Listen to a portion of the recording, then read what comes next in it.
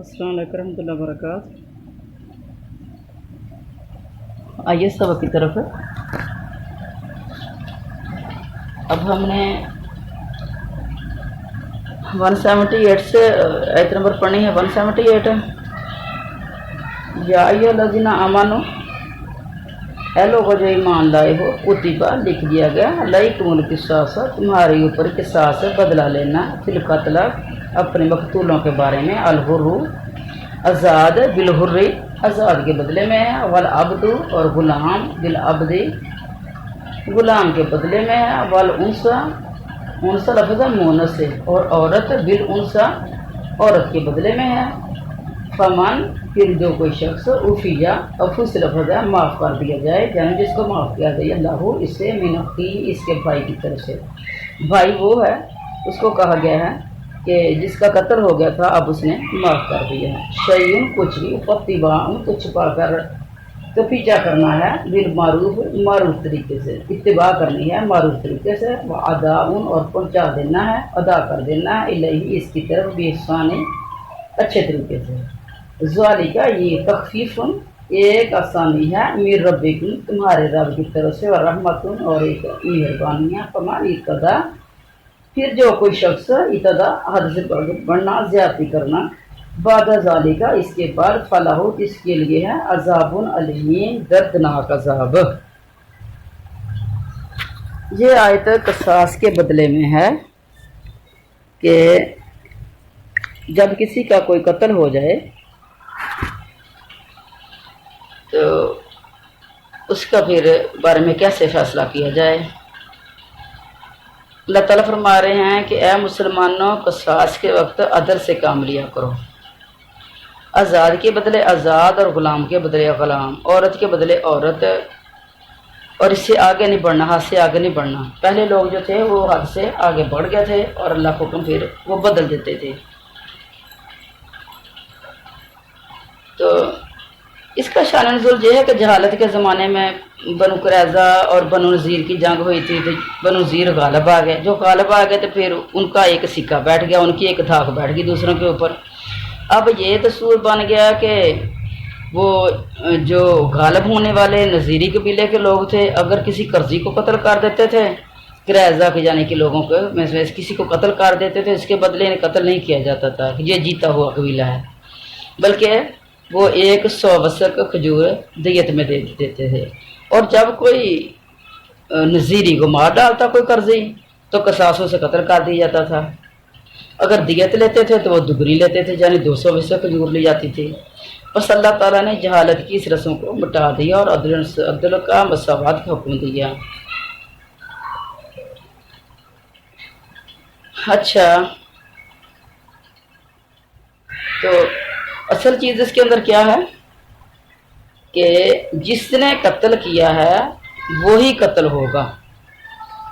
अगर किसी ने आज़ाद ने कत्ल कर दिया कोई, तो इसका मतलब ये नहीं कि आज़ाद अपना गुलाम दे दे के मेरे बदले गुलाम को कत्ल कर दो, नहीं। और अगर किसी मर्द ने कत्ल किया है तो वो कहे कि चलो कोई औरत दे दे कि ये इस औरत को कत्ल कर दिया इसके बदले में, तो ऐसा नहीं है। आज़ाद के बदले आज़ाद, गुलाम के बदले गुलाम, औरत के बदले, और जिसने काम किया है वही कत्ल होगा। और अगर किसी को माफ़ी दे दी है, यानी उसका भाई उसे कहा गया माफ़ी देने वाला, तो फिर उसको अच्छे तरीके से मारूफ तरीके से उसको उसका एहसान अदा करना चाहिए। ये अल्लाह ताला की तरफ से तुम्हारे ऊपर एक तख़फ़ीफ़ है, एक मेहरबानी है, तुम्हारे रब की तरफ से एक रहमत है तुम्हारे ऊपर। तो अगर उसके बाद फिर कोई ज़्यादती करे तो उसके लिए फिर बहुत सख्त अज़ाब है। यानी पहले उसने दियत भी ले ली है और फिर अब वो कत्ल के दर पे भी हो गया है।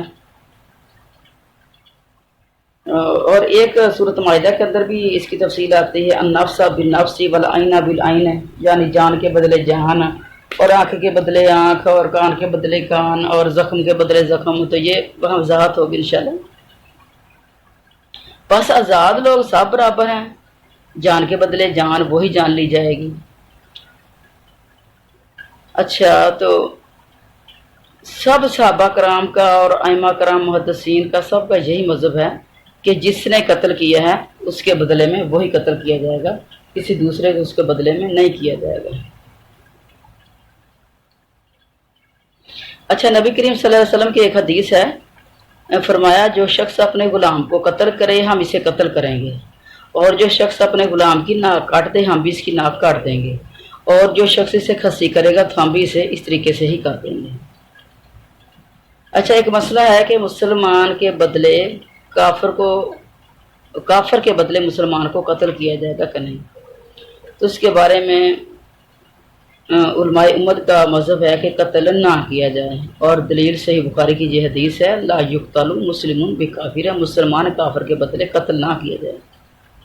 اور اس حدیث کے خلاف نہ تو کوئی صحیح حدیث ہے، نہ ہی کوئی تعویل ہو سکتی جس کے خلاف ہو، لیکن امام ابو حنیفہ نے کہا کہ نہیں مسلمان کو قتل کر دیا جائے گا کافر کے بدلے۔ تو اگر قرآن سے اور صحیح حدیث سے ایک بات جو مل رہی ہے تو پھر امام کے قول کو ٹھکرا دیا جائے گا، چاہے وہ کتنا بھی معتبر امام ہو۔ اچھا، کئی ایک نے اگر مل کر ایک مسلمان کو قتل کیا ہے تو وہ سارے اس کے بدلے میں قتل کر دیے جائیں گے۔ حضرت عمر فاروق کے زمانے میں ایک شخص کو 7 شخص نے مل کر مار ڈالا، تو آپ ان 7 کو قتل کراتے ہیں اور فرماتے ہیں کہ اگر صفا کے تمام لوگ بھی اس قتل میں شریک ہوتے ہیں تو میں قصاص میں سب کو قتل کرا دیتا ہے۔ تو آپ کے فرمان کے خلاف آپ کے زمانے میں کسی صحابی نے اعتراض نہیں کیا، بس اسی بات پر اجماع ہو گیا۔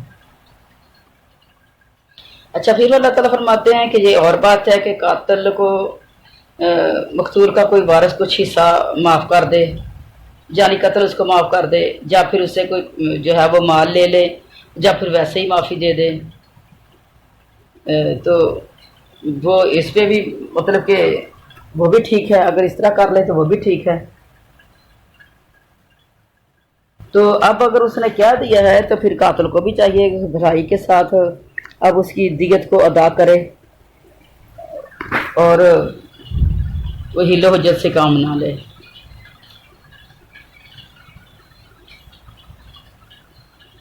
اچھا، دوسری چیز اس کے اندر کیا ہے، اس آیت کے اندر کہ پہلی امتوں میں نا یہ دیت لینا جائز نہیں تھا۔ حضرت ابن عباس فرماتے ہیں بنی اسرائیل پر قصاص فرض تھا، انہیں قصاص سے درگزر کرنے اور دیت لینے کی اجازت نہ تھی، لیکن اس امت پر یہ مہربانی ہوئی کہ دیت لینی بھی جائز کی گئی، جہاں 3 چیزیں جائز ہوئیں، یعنی قصاص لینا وہ بھی ٹھیک ہے، دیت لینی تو وہ بھی ٹھیک ہے، معافی دے دے تو بھی ٹھیک ہے۔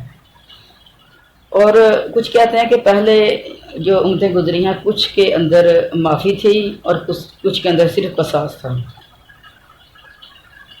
جا صرف معافی ہے جا قصاص ہے، اور کوئی کہتا ہے قصاص نہیں تھا جا پھر معافی تھی اور جا پھر اس کے بدلے میں قصاص میں یعنی قتل کیا جائے تھا وہ۔ اور پھر اللہ تعالیٰ فرماتے ہیں کہ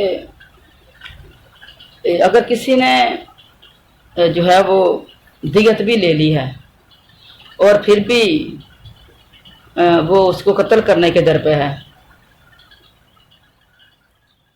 تو جہاں حدیث پاک ہے کہ اسے روک دو، اور اگر اس نے اس طرح کا کام کیا ہے تو پھر وہ ہمیشہ کے لیے جہنمی ہو جائے گا جس نے اس طرح کی زیادتی کی ہے۔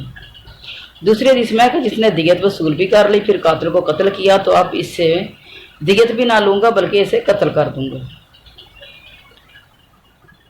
اچھا، اللہ تعالیٰ ارشاد فرماتے ہیں اے عقل مندو، اگلی آیت میں ہے اور اگلی آیت میں اس کی تفصیل آ رہی ہے کہ وَلَكُمْ فِي الْقِصَاصِ، تمہارے لیے بدلے میں حیاتن زندگی ہے، یا اولی الالباب، اے عقل مندو، لعلکم تتقون، تاکہ تم بچ جاؤ۔ اب بدلہ لینے میں زندگی کیسے مل گئی؟ ایک کے بدلے 2 قتل ہو گئے، تو زندگی اس طرح بچ گئی کہ جس کا قتل ہو گیا ہے وہ اس کا خون تو کھولتا رہے گا، اور پھر وہ اگر اس کو بدلہ نہیں ملا، اس کا فیصلہ نہیں ہوا، تو پھر بدلے میں وہ بھی ان کا جو ہاتھ چڑھ گیا وہ مار دے گا، یعنی ان کا کوئی اور بندہ ملا تو وہ مر جائے گا، اور پھر وہ ان کا پھر مارے گا، پھر وہ ان کا مارے گا۔ جس طریقے سے جو جہالت میں 40 سال لڑائیاں چلتی تھی تو اس کا یہی طریقہ تھا को तो जब जुल्म का बदला मिल गया, किसी ने मारा तो उसका कसास में वो कत्ल हो गया, तो यहाँ जो है बाकी जो है वो बच गए हैं। लड़ाइयाँ तूल होने से, तूल पकड़ने से लड़ाइयाँ बच गई हैं। और ये है ज़िंदगी असल, कसास में ही नस्ल इंसानी की बका है। इसमें जो एक अजीम हिकमत है, वो बज़ाहिर तो यही मालूम होता है कि दो मर गए, लेकिन अगर सोचो तो पता चलेगा कि यह सबब ज़िंदगी है। कातिल को खुद ख्याल होगा कि मैं इसे कत्ल ना करूं वरना मैं भी कत्ल कर दिया जाऊंगा। जब उसको पता हो जाएगा कि मैं तो जान छुड़ा के निकल जाऊंगा, भाग जाऊंगा, तो फिर वो काम इस तरह का करेगा। और अगर उसको पता होगा कि मुझे बदले में कत्ल कर दिया जाएगा, फिर भी इस फेले बात से रुक जाएगा और दो आदमी जो हैं कत्ल खून से बच जाएंगे। तो अगली किताबों में भी ये बात बयान हुई है, कत्ल को रोक देता है। लेकिन कुरान पाक में तो बहुत ही फसाहत बलागत के साथ इस मजमून को बयान किया गया है। फिर फरमाया गया कि तुम्हारे बचाव का सबब है, एक तो अल्लाह ताला की नाफरमानी से महफूज रहोगे, दूसरे ना कोई किसी को कत्ल करेगा, ना वो कत्ल किया जाएगा, ज़मीन पर अमन व अमान रहेगा, सुकून रहेगा, सलामती रहेगी। अच्छा, तकवा क्या है? तकवा कुल नेकियों के करने का नाम है, जितनी अल्लाह ताला ने बताई है। यानी अल्लाह तत्तकून, ताकि तुम बच जाओ। कुल नेकियां करने का नाम है तकवा, और कुल बुराइयों से बचने का नाम तकवा है। अच्छा, आगे चलें। कुतिबा लिख दिया गया है अलैकुम तुम पर, इज़ा जब हज़ारा आप पहुँचे अहदकुमुल मौत, तुम्हारे एगो को मौत, इन तरह का अगर छोड़ी हो इसने खैरा निल वसीयत, कोई खैर वसीयत करना। अच्छा, ये तरका जो है ना, ये कहते ही इसको है जो मरने वाला माल छोड़ के मर जाए वो तरका होता है। जिंदे की चीज़ जो होती है वो उसकी विरासत होती है, उसकी प्रॉपर्टी होती है, वो तरका नहीं होता। अच्छा, लिल वालिदैन वालिदैन के लिए, यानी वसीयत करे वो खैरा निल वसीयत, वो वसीयत करे को खैर, अगर छोड़ी उसने कोई खैर, यानी पीछे कोई अच्छे ही माल कोई छोड़ा है पीछे, तो वो वालदैन के लिए वसीयत करे। वाला कराबीना, और कराबादारों के लिए बिल मारूफ अच्छे तरीके के साथ, हक़ान ये लाजम है अल मुत्तकीन, मुत्तकी लोगों के ऊपर। अच्छा, अगले भी चलते हैं, फिर इसकी एक ही दफ़ा एक्सप्लेन करती हूँ। फमन, फिर जो कोई शख्स बदला हो, इसको बदल दे, बादमा स्वामिया हो, इसके बाद कि उसको सुन चुका है, वसीयत करने वाले की वसीयत उसने सुन ली है, उसके बाद उसको बदल दिया है। फ़ाइन्नमा, तो सिर्फ इसमो, इसका गुनाह है, अल्लाज़ीना, इन लोगों पर ही, युबद्दिलूना हो, जो इसको बदल देते हैं। इन अल्लाह, बेशक अल्लाह, समीउन अलीम, सारा कुछ सुनने वाला है और सारा कुछ जानने वाला है। अच्छा, ये आयत जो है ये मनसूख है। इस आयत में माँ बाप और कराबतदारों के लिए वसीयत करने का हुक्म हो रहा है, तो जो मिरास के हुक्म से पहले से है, और ये पहले वाजिब था, ठीक, और यही है। लेकिन मिरास के हकाम ने इस वसीयत के हुक्म को मनसूख कर दिया। हर वर्ष अपना हिस्सा जो है वो मुकर्रर हो गया, हर वर्ष का हिस्सा, और वो उसके मुताबिक, उसको कुरान के मुताबिक उसका हिस्सा मिल जाएगा उसे। अच्छा, हज़रत उमर एक हदीस में फरमाते हैं कि मैंने रसूल करीम सल्लल्लाहु अलैहि वसल्लम को खुतबा में जो फरमाते हुए सुना, अल्लाह ताला ने हर हकदार को उसका हक पहुंचा दिया है, अब किसी वारिस के लिए कोई वसीयत नहीं है। इब्न अब्बास रज़ियल्लाहु ताला अन्हु सूरह बकरा की तिलावत जब करते हैं, तो जब आप इस आयत पर पहुँचे हैं तो फरमाते हैं ये आयत मनसूख है, यानी इसकी तिलावत बाकी है लेकिन हुक्म इसका मनसूख है। अब जो अल्लाह ताला ने हर हकदार का हक बांट दिया है।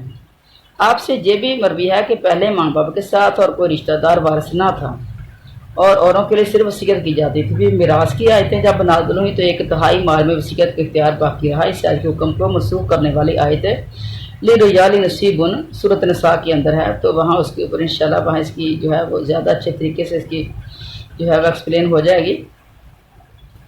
कम अज़ कम सहाबा कराम 20 के नज़दीक सहाबा कराम हैं, उन्होंने इस चीज़ की वजाहत की है कि ये आयत मनसूख है, क्योंकि अब हर किसी के हिस्से मुकर्रर हो चुके हैं और अल्लाह ने कुरान के अंदर वसीयत फरमा दी है। अच्छा, हज़रत इब्न उमर रज़ियल्लाहु अन्हु से मरवी है कि रसूल करीम सल्लल्लाहु अलैहि वसल्लम फरमाते हैं, किसी मर्द मुसलमान को लायक नहीं कि इसके पास कोई चीज़ हो और वसीयत करना चाहता हो तो वो 2 रातें भी बगैर वसीयत के लिखे हुए गुजारे। रावी हदीस हज़रत उमर फ़ारूक के साहबजादे फरमाते हैं, इस फरमान को सुनने के बाद मैंने तो 1 रात भी बिला वसीयत नहीं गुजारी। तो इसका वसीयत के अंदर प्रॉपर्टी नहीं है। इस वसीयत के अंदर और बात जो वसीयत की होती है, और बातें भी तो वसीयत की होती हैं। मसलन किसी का माल पड़ा हुआ तो उसको पहुंचाना होता है, बातों का तो किसी की कोई अमानत पड़ी होती है तो वो उसको पहुंचानी होती है, या और कोई खैर के काम की वसीयत है कि जिस तरह वो मेरा भाई है या मेरी बहन है तो गरीब है तो बेटा उसके साथ ज़रा अच्छा सलूक करते रहना। हाँ, तो इस तरीके की भी, जा बेटा खैर के कामों में बढ़ चढ़ के हिस्सा लेना, जा बेटा जे इंसानियत की खिदमत करते रहना, और इस तरीके की और भी वसीयतें हो जाती हैं। लेकिन प्रॉपर्टी के बारे में अल्लाह ताला ने वहाँ हर एक का हिस्सा खोल खोल के बयान फरमा दिया। अच्छा, तारा का खैरन, तो तारा का खैरन से मुराद है यहाँ माल है, और माल जो है वो यानी थोड़ा ना हो, ज़रा कुछ ज़्यादा हो, वो वसीयत के काबिल भी हो। अच्छा, हज़रत अली से एक रवायत है, मैं आपको जो मिसाल दे देती हूँ, समझा देती हूँ कि एक क्रैशी मारा गया और 300-400 दिनार इसके विरसे में थे और इसने वसीयत कुछ नहीं की, तो आपने फरमाया ये रकम वसीयत के काबिल ही नहीं थी। अल्लाह ताला ने तो इन तरह को खैरन फरमाया है। और एक और रवायत में भी हज़रत अली अपनी कौम के एक बीमार पुरसी को गया, इससे किसी ने कहा वसीयत करो, तो आपने फरमाया वसीयत तो खैर में होती है और तू तो कम माल छोड़ रहा है, इसे औलाद के लिए ही छोड़ जा। हज़रत इब्न अब्बास फरमाते हैं 60 दिनार जिसने नहीं छोड़े इसने खैर नहीं छोड़ी, यानी थोड़ा माल है तो उसके पीछे फिर वसीयत नहीं है। तो वसीयत के अंदर कोई और अच्छी बात भी आ सकती है। मसलन मेरी ममानी ने वसीयत की कि फौत हो गई, तो उसने वसीयत की कि मेरी जो बेटी है ना, इसका रिश्ता इसके चचा के बेटे को दे देना, और अभी वो छोटी थी, बच्ची यानी छोटी थी अभी, और उसका जोड़ ठीक था उम्र के लिहाज से। और जब वो बड़ी हुई तो बाप तो राज़ी है, तो बहन भाई राज़ी हैं कि मेरी माँ की बात पे अमल किया जाए, लेकिन दूसरा जो चचा है वो चचे का आपस में भाइयों में एक दूसरे के साथ नाराज़गी, वो अपनी नाराज़गी की वजह से ज़ोर लगा रहा है और सबको कायल कर रहा है कि नहीं देना, और फिर नहीं दिया। तो इस तरह की वसीयतें जिसके अंदर कोई गुनाह नहीं और जिसके अंदर हथों रिश्तों को जोड़ने का हुक्म है और जुड़ रहा है इंसान दूसरे से, और कोई कबाहत भी नहीं, ना कोई शरई कबाहत है, तो एक अच्छा काम है। तो सिर्फ वो अपनी रंजिशों की वजह से, अपनी मूड की वजह से वो हम उसके अंदर रुकावटें डाल देते हैं और मरने वाले की वसीयत पे जब अमल नहीं करते तो इसके अंदर भी एक गुनाह का काम हो जाता है। अच्छा, तो दूसरी बात हुई मारूफ, कि मारूफ क्या है? अच्छे तरीके से, यानी क़राबतदारों के लिए अच्छे तरीके के साथ जो मुत्तकी लोगों के ऊपर फ़र्ज है। तो मारूफ तरीका क्या है? मारूफ से मुराद नरमी और एहसान है। वसीयत में भलाई करनी चाहिए, बुराई ना करे किसी के साथ, वारसों को नुकसान ना पहुंचाए, इसराफ का भी हुक्म ना दे, फजूल खर्ची भी ना करे, शरीयत की हदूद को मद्देनज़र रखे।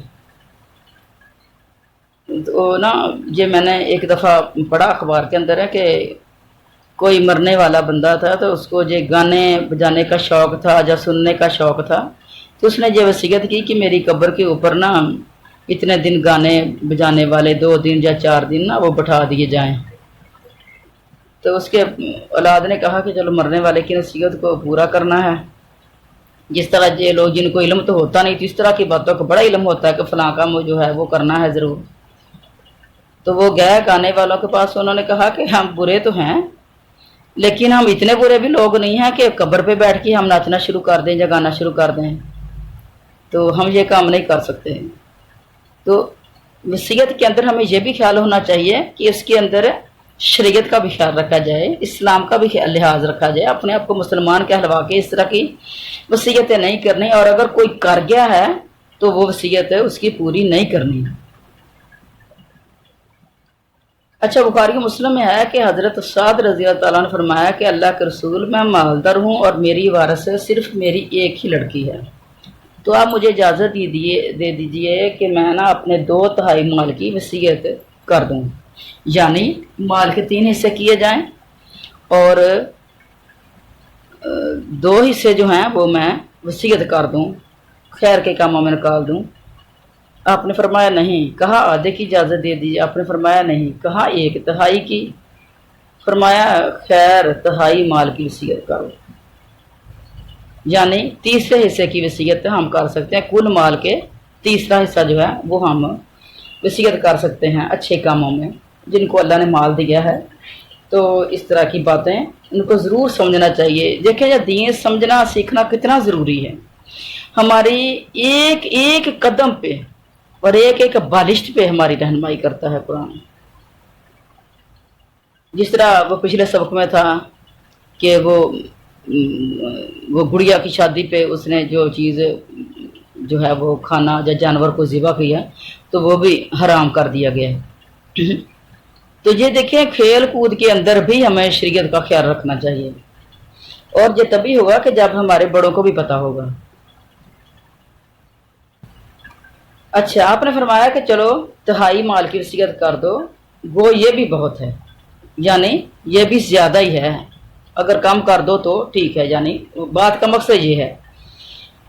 अच्छा, तुम अपने पीछे वारसों को मालदार छोड़कर जाओ, ये बेहतर है इससे कि तुम इन्हें फ़कीर और तंग दस्त छोड़कर जाओ कि वो औरों के सामने फिर हाथ फैलाते भी नहीं। यानी बाप का जो तरका था वो सारे का सारा तो वो जो है वो वसीयत करके चला गया, और जो औलाद है फिर वो कंगाल होगी पीछे से, उसके लिए माल ना बचा। अच्छा, बुखारी शरीफ में ना इब्ने अब्बास रज़ी अल्लाह तआला फरमाते हैं कि काश लोग 1/3 से हटकर 1/4 पे आ जाएं, इसलिए कि हज़रत सल्लल्लाहु अलैहि वसल्लम ने 1/3 की रुख्सत देते हुए ये भी फरमाया है कि 1/3 भी ज़्यादा है। अच्छा, हंज़ला बिन जुज़ैम बिन हनीफा के दादा हनीफा ने एक यतीम बच्चे के लिए जो इनके यहाँ पलते थे 100 ऊँटों की वसीयत की, और इनकी औलाद पर ये बहुत गिरा गुजरा मामला, और उन्होंने मामला हुज़ूर सल्लल्लाहु अलैहि वसल्लम तक पहुँचा दिया। हुज़ूर सल्लल्लाहु अलैहि वसल्लम ने फरमाया नहीं नहीं, सदका में 5 दो, 10 दो, 15 दो, 20, 25, 30 और ज़्यादा से ज़्यादा 40, और 40 से आगे नहीं जाना आपने। यानी इतना सदका ना दे दो कि औलाद चीखना शुरू कर दे, क्योंकि औलाद का हिस्सा जो है वो मर रहा है ना, उसके औलाद की प्रॉपर्टी जो है फिर उनकी कमी हो रही है ना औलाद की प्रॉपर्टी के अंदर। तो औलादें फिर चाहती हैं कि हमें ज़्यादा मिले, या दूसरे की तरफ जो है वो क्यों इतना माल जा रहा है। अच्छा, वो अगली आयत फिर जो है फमन बदलहू, तो उसके अंदर क्या है कि जो शख्स वसीयत को बदल दे, या इसमें कमी पेशी कर दे, या वसीयत को छिपा ही ले। यानी किसी ने, जिस तरह मैंने आपको मिसाल दी रिश्ता देने की, तो वसीयत को छिपा ही दिया। बाज़ औक़ात है जब वो बात कर रहा था तो बस वही एक पास था या 2 पास थे, तो उन्होंने बात को छिपा दिया कि इसकी बात को ज़ाहिर ही ना कर दिया जाए, ज़ाहिर ही नहीं करना इस बात को। तो इसका गुनाह जो है बदलने वाले के ज़िम्मे है। मैयत का अजर जो है, मैयत का अजर अल्लाह ताला के ज़िम्मे साबित हो गया है। अल्लाह ताला वसीयत करने वाले की वसीयत की असलियत को भी जानता है, और बदलने वाले की तब्दीली को भी जानता है। अल्लाह ताला से ना कोई वाज पशीदा है, ना कोई राज पशीदा है। तो जहाँ लफ्ज़ है एक फमन खाफा मिन मूसिन, फिर जो शख्स डरे जानाफन किसी की तरफदारी से या गुनाह से। तो जानफन का मतलब तरफदारी भी होगा। जानफ के मानी ख़ता के और गलती के भी हैं, यानी अगर किसी ने बात को बदल दिया है, तरफदारी की है, वसीयत करने वाले ने किसी की तरफदारी कर दी है वसीयत करते हुए, और या फिर असल बात ऐसे नहीं थी, उसने बात को बदल दिया है। तो अब जो बंदा सुन रहा है, या फिर उसने गुनाह से ही किया या जहालत से किया इस तरह का, तो जो सुन रहा है तो वो इसके बात के दरमियान इस्लाह कर दे। यानी वही बात अभी जो कि वो कहे कि इतना माल जो है वो मेरा अल्लाह के रास्ते में दे देना, फलां जगह दे देना, और बाकी मेरी औलाद का है। और जो पास है उसको समझ आ रही है कि इतना बाहर उसकी वसीयत नहीं बनती, तो वो सही तरीके से جو ہے وہ بعد کی چیز جو ہے صحیح طریقے سے وہ بانٹ دے، تو پھر ایسی حالت میں بدلنے والے پر کوئی گناہ نہیں ہے، کوئی حرج نہیں ہے۔ اگر وہ اچھائی کے لیے بات کو بدل رہا ہے اور شریعت کے مطابق اس کی بات کو بدل رہا ہے تو پھر اس کے اوپر کوئی گناہ نہیں ہے، اس کو بدلنے کا حق ہے، اور یہ میت کے حق میں بھی یہ اچھی چیز ہے۔ اچھا، نبی کریم صلی اللہ علیہ وسلم کی ایک اور حدیث ہے، ابن ابی حاتم میں ہے، رسول کریم صلی اللہ علیہ وسلم فرماتے ہیں زندگی میں ظلم کر کے صدقہ دینے والے کا صدقہ اسی طرح لوٹا دیا جائے گا جس طرح موت کے وقت گناہ کرنے والے کا صدقہ لوٹا دیا جاتا ہے۔ یعنی ایک بندہ دنیا کے اندر غلطیاں گناہ کرتا رہتا اور صدقے بھی کرتا رہتا تو موت کے ٹائم اس کا صدقہ لوٹا دیا جاتا اس کو کہ تیرے صدقے جو ہیں وہ خیراتے تیرے کسی کام کا نہیں ہے جب تو نے برائیوں سے نہ روکا رہا۔ اور اگر کسی نے ظلم کیا ہے، مثلا اولاد کا ہی حق مار دیا ہے، کچھ لوگ وہ ہوتے ہیں جو اولاد سے جن کی بنتی نہیں ہے، کچھ اس طرح کے وہ اکڑ طبیعت کے لوگ ہوتے ہیں، اس طرح کے میں اس طرح کے ایک بندے کو جانتی ہوں کہ وہ اپنے جاننے ہی والے تھے، بچی اپنی فیملی کی، تو اس کی شادی غیروں میں ہوئی، تو اس کی جو سسر تھا تو اس کا 1 مربع زمین کا تھا، یعنی 25 ایکڑ زمین کے تھے۔ اب بچوں کے ساتھ بنتی نہیں تھی اس کی، بیٹے تھے بیٹیاں تھیں، تو طبیعت اس طرح کی تھی، ہر کسی کے ساتھ لڑ پڑتا تھا، ہر کسی کے ساتھ، تو دوستوں سے بنا کے رکھی اس نے، تو سارا مار پھر دوستوں کو کھلا دیا۔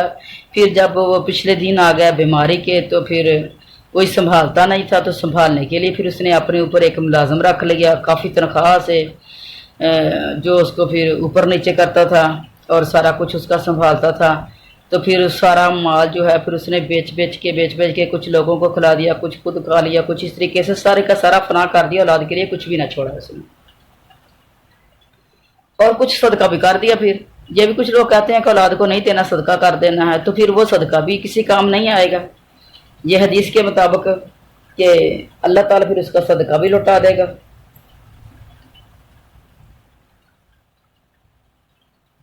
اچھا آگے دیکھیں آگے کیا ہے۔ اچھا ایک اور حدیث سنیں کہ نبی کریم علیہ السلام نے فرمایا ایک آدمی نیک اعمال 70 سال تک کرتا رہتا ہے اور وصیت میں ظلم کر جاتا ہے جاتے ہوئے، اور برائی کے عمل پر خاتمہ ہونے کی وجہ سے جہنمی بن جاتا ہے، اور بعض لوگ 70 برس تک بدعمالیاں کرتے رہتے ہیں لیکن وصیت میں عدل انصاف کرتے ہیں اور آخری عمل ان کا بھلا ہوتا ہے اور وہ جنتی بن جاتے ہیں۔ پھر حضرت ابو ہریرہ رضی اللہ عنہ نے فرمایا اگر چاہو تو قرآن پاک کی اس آیت کو پڑھ لو، تلکا حدود اللہ فلا تعتدوها، یعنی یہ اللہ تعالیٰ کی حدیں ہیں ان سے آگے نہ نکلو۔ تو یہ سورۃ بقرہ کی اگلی آیت میں آئیں گی انشاءاللہ، تو وہاں اس کی موقع کے مطابق پھر زیادہ جو ہے وہ وضاحت کر دی جائے گی۔ تو اگلی آیت جو آ رہی ہے جو الذین آمنوا کتب علیکم الصیام، تو یہ روزوں کے بارے میں آ رہی ہیں، تو روزوں کی اس کے اندر کافی جو ہے وہ وضاحت ہے ان آیات کے اندر، تو انشاءاللہ اس کا پھر کسی موقع پہ وضاحت، کسی موقع پہ اگلے سبق میں اس کی وضاحت کی جائے گی۔ تو اب سبق کو ختم کرتے ہیں، اور مشکل الفاظ کے معنی ضرور لکھا کریں اور ان کو ضرور دہرایا کریں۔ ہمیشہ سبق پڑھنے کے لیے بیٹھیں، کاپی پینسل آپ کے پاس ہونی چاہیے، اگر ہو سکے تو آپ کا اپنا قرآن پاک آپ کے پاس ہونا چاہیے۔ اس کے اوپر جب میں آپ کو جب روٹ بتاتی ہوں کسی لفظ کا، کیونکہ ہمارے زیادہ تر لفظ جو ہیں جو مل رہے ہوتے ہیں ساتھ اردو کے ساتھ مل رہے ہوتے ہیں، تو پھر اس کی تھوڑی سی وضاحت بندہ ساتھ لکھ لیتا ہے، تو آپ کی اپنا قرآن آپ کے پاس ہوگا تو اس کے اوپر آپ لکھ لیا کریں، تو آپ کو یاد کرنا میں پھر آسانی ہو جائے گی۔ اور اس کے علاوہ پھر جو کچھ پڑھا ہے آپ نے اس کا بھی آپ خیال رکھیں کہ جو کچھ جتنا پیچھے پڑھ لیے ہیں، یعنی ہم اپنے دوسرے سپارے میں بجا رہے ہیں، تو پیچھے سے سب کو دہرانا ضرور ہے۔